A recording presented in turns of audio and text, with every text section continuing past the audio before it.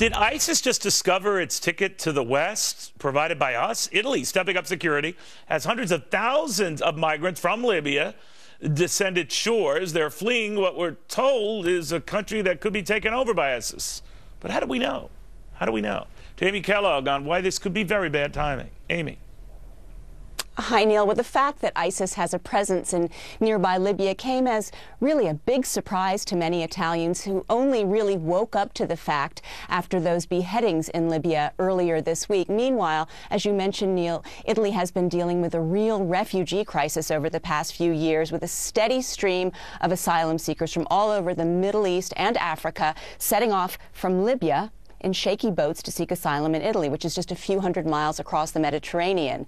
Now, ISIS terrorists infiltrating these boats and coming to Europe disguised as refugees is a nightmare scenario that was laid out in an article by an ISIS supporter last month. There's been speculation about such terrorists attacking Coast Guard rescuers or disrupting shipping lanes between Libya and Italy.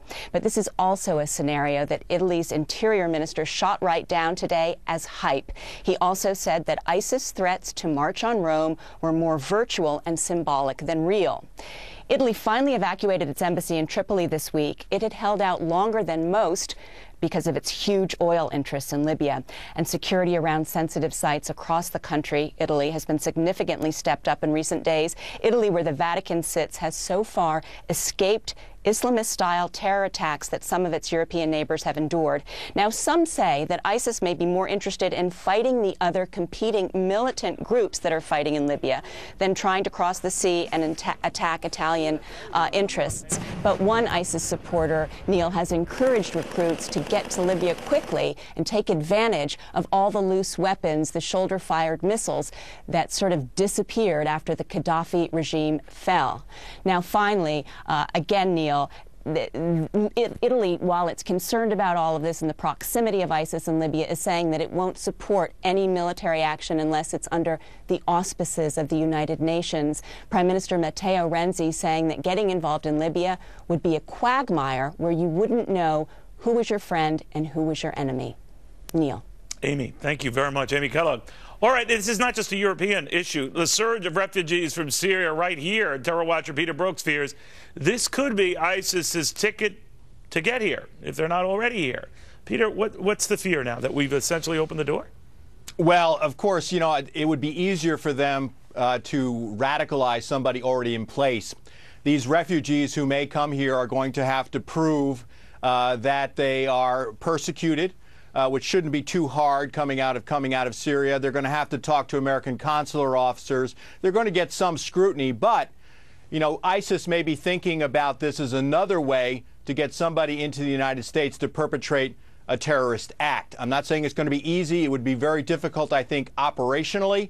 But I think the threat is coming at us from a number of different angles, whether you're talking about self-radicalized individuals, individuals radicalized by others already in place, refugees, or human trafficking, which is another potential that Amy didn't get into, whether you're talking about the United States or Europe. You know what I worry about under the guise of asylum, and just like we would accept the people from countries that are either taken over or they're dealing with butchery back home, the butchers themselves sneak in.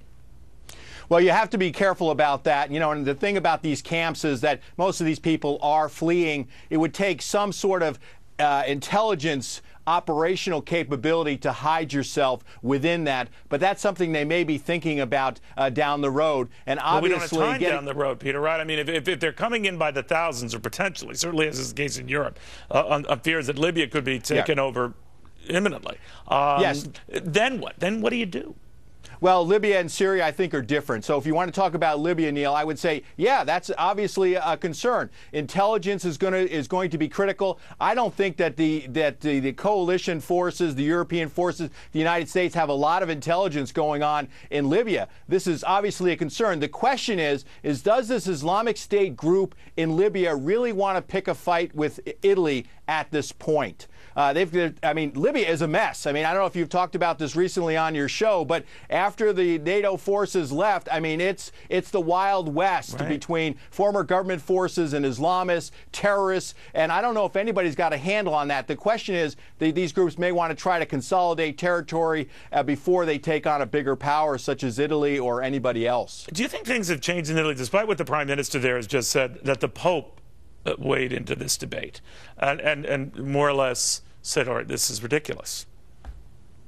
Well, of course, I mean, you know, I don't know if the pontiff is going to have a lot of sway with ISIS, but the Italians have history in Libya. Not only the economic ties that Amy talked about, they have a long history going back to Rome in that part of the world, and there may be some Libyans who want to settle an historical score with Italy that are part of these ISIS groups or these other Islamist groups out there. So I think I would be concerned if I were Italy, especially with those flows of refugees and the possibility of human trafficking. Peter, if you're concerned, I'm concerned. Thank you very much, my friend. I always appreciate it. Peter Brooks from the Heritage. All right, now, remember this guy. Well, it looks like taxpayers are taking yet another bath